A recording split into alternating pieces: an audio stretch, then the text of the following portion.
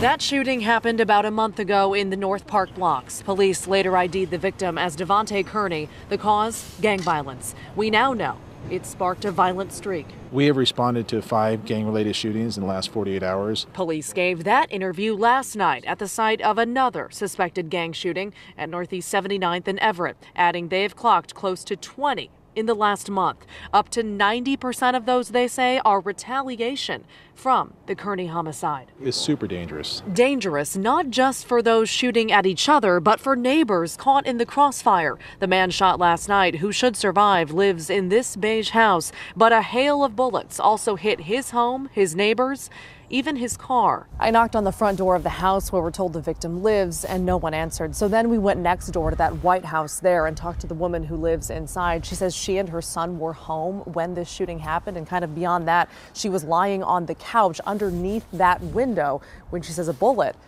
came flying through it. The streak rattles advocates who work with gang members, current and former. They say the life starts young and it's hard to break. Really about 5 years old when they're able to talk and they see things they probably shouldn't see.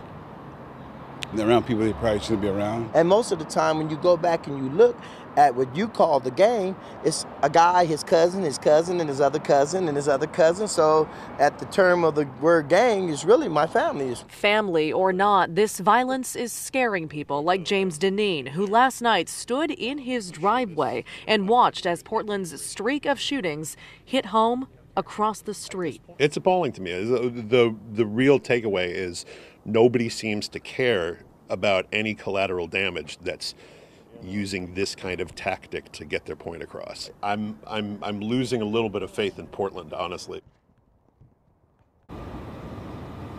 Yeah, it was hard to talk to him. Now it's worth noting police haven't made any arrests in the Kearney homicide, the one that happened here, or the one that happened in Northeast Portland. They also don't want to name the gangs that they think are involved in these shootings because they say whenever they say a gang's name on TV, their membership skyrockets.